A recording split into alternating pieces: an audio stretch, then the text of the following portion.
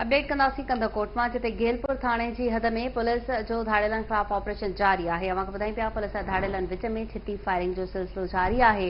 इलाइक़े में mobile phone network बंदि कया विया, कचे जा दाख़िली ऐं ख़ारिजी रस्ता सील कया विया।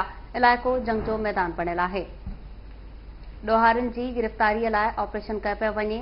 एसएसपी अमजद शेख जो चवणु आहे त ऑपरेशन में एपीसी चेन, बख्तरबंद गाॾियूं ऐं स्पेशल टीम जा 200 अहलकार हिसो वठी रहिया आहिनि। कंदरकोट जे घेलपुर थाणे जी हद में पुलिस जो धाड़ेलनि खिलाफ ऑपरेशन जारी आहे। पुलिस ऐं धाड़ेलनि विच में छिती फायरिंग जो सिलसिलो बि हलंदड़ आहे।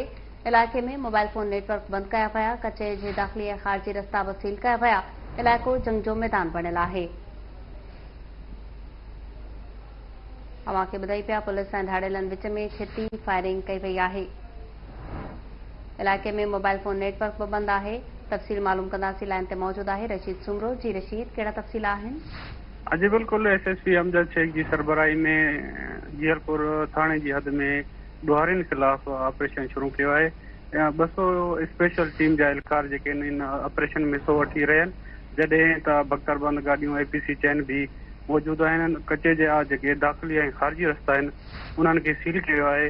ऐं जेको कश्मीर जे एरिया में जेके भी नेटवर्क आहिनि उन्हनि खे भी बंदि किया है। एसएसपी अमजद शेख जो चवणु आहे त ॾोहारियुनि खिलाफ़ ऑपरेशन जारी आहे ऐं मुहिन खे बाज़ियाब करे ॾोहारियुनि जो ख़त्मो कंदासीं। जी रशीद सुमरो, तफ़सील ॿुधाइण लाइ महिरबानी।